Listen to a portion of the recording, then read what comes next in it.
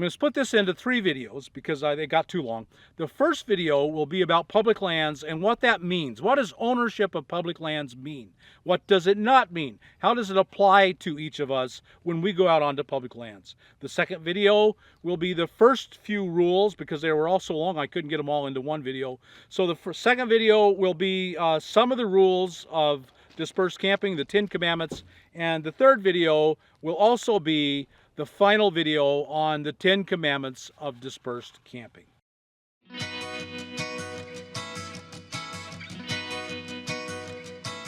Hi everyone, welcome back to my next video. Today I want to talk to you about public land, what public land is. In the next video, because they're going to get too long, I'm going to talk to you about the 10 commandments, the golden rules of dispersed camping on public land.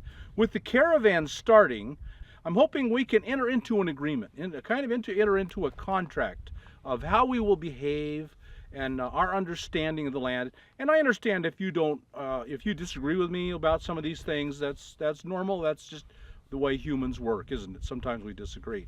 But if we can have a mutual understanding, I'd like this to be a win-win situation. Win for us, win for you, win for the land, and a win for the BLM and the National Forest. And I believe it can be. This does not have to be a conflict in any way, shape, or form. As long as we start out on the same page with the same understandings, same communications, and same agreements. So let's talk about public land. I think there's been an awful lot of confusion about public land and ownership. First, there's no question that the 350 million Americans own public land in America. I think we all know that and understand it. So let's look at some different examples of ownership. Let's say you've got a TV and it's broken, or you got an old tube TV. Who has tube TVs anymore? And you decided, oh, I'm definitely going to upgrade to a nice flat screen, and this is working so badly and it's not worth fixing. And so you say, well, it's mine. I'm going to do anything I want with it, and you get a hammer and you just beat the crap out of that TV. I mean, you just beat the crap out of it. Then you take it to the dump and you throw it away. Well, it's yours. You can destroy it. I wouldn't buy a brand new LED and destroy it and throw it away, but you could. You own it. It's yours. It's yours to do anything you want to do with it, isn't it? That's how we understand ownership. But let's look at another kind of ownership. Let's say you have a dog or a cat or a bird. And you own it, and you know, do we own it or do they own us? That's a tough question. My dog's got me pretty trained. I feed him when he wants to be fed, and I give him water, and I walk him, and I pick up his poop, and I kind of have a question about who owns who, but I think there's a mutual agreement among all of us. We own our cats and dogs in a kind of a different relationship. Now, you own it, just like you own that TV. Can you get a hammer and beat your dog to death? Well, I own it. It's mine. I paid the money. I've got a title. You know, I've got some kind of, it's a pure breed. You got a piece of paper that says you own that dog. Can I beat that dog to death? I own it.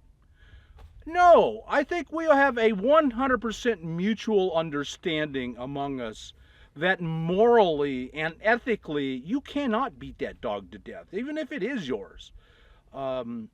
And we have laws in most states, I believe maybe federal, I don't know. Whether you agree with it morally or ethically or not, I believe there are usually laws that says you can't take a hammer and beat that dog to death, even though you do own it. Well, public land is very similar to the second example and completely dissimilar to the first example. Public land is not like a TV that you own and you can go out and destroy it at will. That's not the kind of ownership you have of public land. You are restricted morally and ethically by the golden rule. Treat the land and the people who will use it next, the other owners of it, as you would want to be treated. That's the golden rule. It's one of the oldest. That is a moral rule that's true to all spiritual beliefs and all religious beliefs. Treat others the way you want to be treated. And there are 350 million owners of that land, and so you can't go out and just take a chainsaw and cut down all the trees anywhere you want because, oh, I don't like that tree there, I want to cut it down, I'll cut it down. Think about all the people that have a claim to the land. All the ranchers have a claim, don't they? They're owners. They're one of the 350 million people. Can't they run their cattle anywhere they want? Can't they go right into the middle of Zion National Park or Yosemite National Park or Or Gettysburg, that's a national park. Can't they run their herd of cattle right down the middle of Gettysburg? They own it. Can't an oil company put up an oil derrick anywhere he wants? He owns it. He's one of the 350 million owners of that land. Can a coal miner put a coal mine anywhere he wants? Can he put it right in the middle of Zion or right in the middle of Denali National Park? No, we all have this mutual understanding that the public lands are held in trust by all 350 million people. We all own it. No one gets to make the decision about what happens to any one individual piece of it. We all get to make that decision. Now, here's the example I want you to start thinking of instead of ownership. I own the land. I'll do anything I want with it because it's mine. I think that's a wrong way to look at it. Look at it as a timeshare. You like Hawaii. You like Bali. You like Hong Kong. Wherever it is that you like, you buy a timeshare. And 2 weeks out of the year, you own a timeshare, a condo in Hawaii. You fly in, you get it, you have a home waiting for you, whatever. I don't know the details of timeshares. I've never owned one. But it's a timeshare.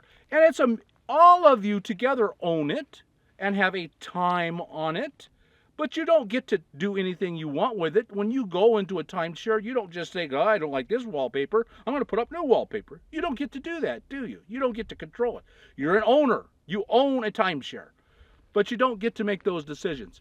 What you do, all the owners get together and you hire a property manager. We're going to hire a property manager, and he's going to decide, probably under the direction of a board, of a president, and some kind of governing committee. You're going to decide on the colors and the wallpaper, and you're going to decide who gets how long.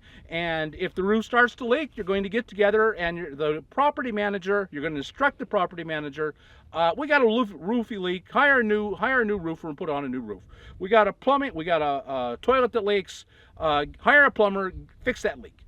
So you are co-owners of a timeshare. You get to use it part of the time. You get to be part of the decision making about that timeshare, and you hire a property manager. Well, that is exactly how the public lands work. Yes, you are one of 350 million owners.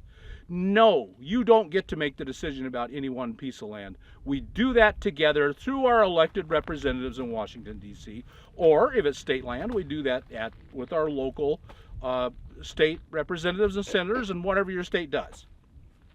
And maybe even down to the local level, you have a local assembly that makes decisions for city-owned land or county-owned land. You have a board of directors of your county. So we hire people out to do the property managers. Well, in the National Forest and the BLM, they are the property managers. We have hired them. We have said, we want you to take care of this land.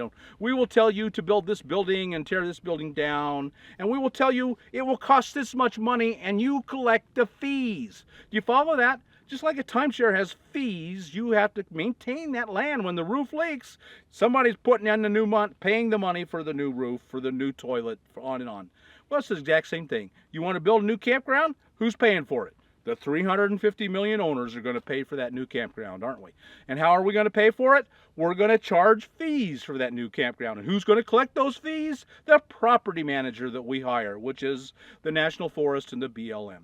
So I want you to understand that when we go out on public land and use dispersed camping, we have to follow the rules of the property manager, because the rules have been laid out by the board of directors, which is the 350 million of us who have hired elected representatives, and they have hired a property manager, which is the BLM and the National Forest.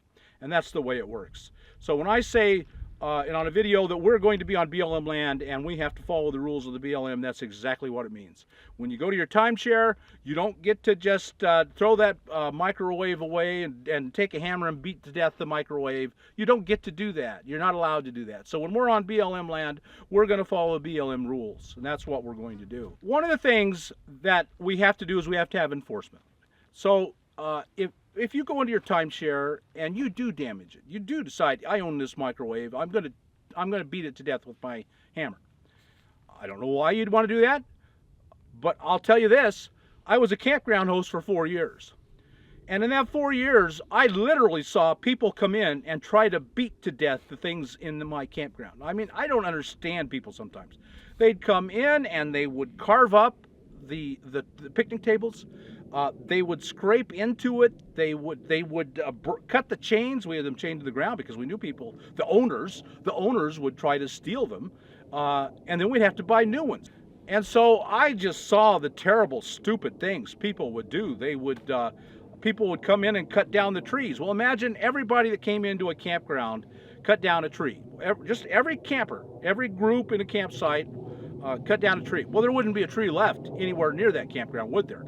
So you can't just go in and do anything you want. And so we have assigned the job of enforcer of the rules to the BLM and the National Forest. And believe me, we absolutely must have them do it. A small percentage of the people, of the owners, go to the public land with this explicit purpose of damaging it, taking a hammer and beating it to death. Those people have to be stopped.